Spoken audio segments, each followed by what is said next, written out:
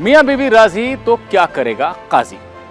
सामान्य बोलचाल में कही जाने वाली यह कहावत तलाक के मामलों में भी लागू होती है, जहां अगर आपसी सहमति से पति पत्नी एक दूसरे से अलग होना चाहते हैं तो कानूनन वो तलाक ले सकते हैं। कोर्ट इसकी इजाजत देता है, लेकिन यह प्रक्रिया कुछ लंबी होती है, इसमें इंतजार करना पड़ता है। सुप्रीम कोर्ट ने यह फैसला दिया है कि वो सीधे भी कानूनी औपचारिकताओं को दरकिनार करते हुए ऐसे मामलों में तलाक का आदेश दे सकता है। इसी अहम फैसले की बात लीगल विद सहगल के इस वीडियो में।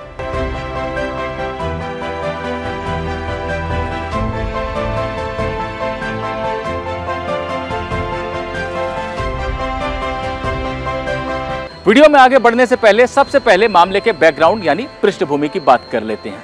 हिंदू मैरिज एक्ट 1955 की धारा 13 भी इस बात का प्रावधान करती है कि अगर शादी को जारी रख पाना असंभव हो गया हो, यानी इररिवर्टिबल ब्रेकडाउन ऑफ मैरिज की स्थिति हो, तो पति पत्नी आपसी सहमति से तलाक का आवेदन फैमिली कोर्ट में दे सकते हैं और उसमें कुछ इंतजार के बाद कोर्ट तलाक का आदेश जारी कर देता है।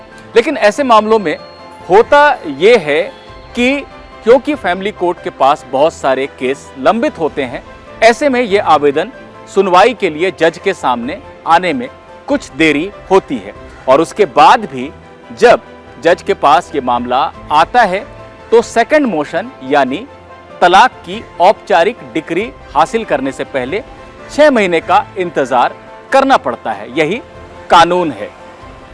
सुप्रीम कोर्ट में पहले कई ऐसे मामले आ चुके हैं जहां पर तलाक में हो रही इस तरह की देरी को आधार बनाकर पति पत्नी सुप्रीम कोर्ट तक पहुंचे और सुप्रीम कोर्ट ने संविधान के अनुच्छेद 142 के तहत हासिल विशेष शक्ति का इस्तेमाल करते हुए तलाक का आदेश दिया।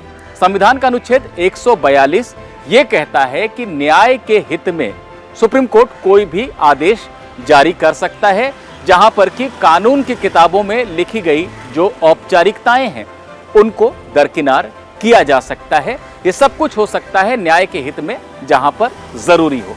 सुप्रीम कोर्ट ने अतीत में कुछ मामलों में इसी तरह से तलाक का आदेश दिया था, लेकिन 2014 में एक मामला आया शिल्पा शैलेश बनाम वरुण श्रीनिवासन का। यहां पर भी आपसी सहमति से तलाक की स्थिति थी। सुप्रीम कोर्ट ने तलाक तो दिया, लेकिन 2 जजों की बेंच ने ये माना कि इस बात पर विचार करना जरूरी है कि संविधान ने जो विशेष शक्ति सुप्रीम कोर्ट को दी है, क्या उसे तलाक के मामलों में भी लागू करना चाहिए। संविधान का अनुच्छेद 142 बहुत विशेष स्थितियों में इस्तेमाल करने की बात की जाती है, उसको क्या तलाक जैसे छोटे मामले में भी सुप्रीम कोर्ट को लागू करना चाहिए, उसका इस्तेमाल करना चाहिए। 2016 में यह मामला 5 जजों की संविधान पीठ को रेफर कर दिया गया, वहां भेज दिया गया। 2022 के सितंबर में 5 जजों की बेंच ने इस मामले को सुना। सुनवाई की Justice Sanjay Kishan Kaul, Justice Sanjiv Khanna, Justice A S Oka, Justice Vikram Nath और जस्टिस जेके माहेश्वरी की बेंच ने और फैसला सुरक्षित रख लिया। अब यह फैसला आया है जहां पर कि जजों ने माना है कि संविधान में जो अनुच्छेद 142 दिया गया है वो इसीलिए दिया गया है कि जो संवैधानिक अधिकार हैं लोगों के, उनकी रक्षा की जा सके, उसको सुनिश्चित किया जा सके। इसलिए ये नहीं कहा जा सकता कि तलाक के मामलों में अनुच्छेद 142 का इस्तेमाल नहीं हो सकता है। सुप्रीम कोर्ट को अगर जरूरी लगे, जहां पर शादी को जारी रख पाना असंभव हो और जो प्रक्रिया में समय लग रहा है तलाक हासिल करने के लिए वो भी ज्यादा हो, तो सुप्रीम कोर्ट ऐसे मामलों में तलाक का आदेश सीधे दे सकता है।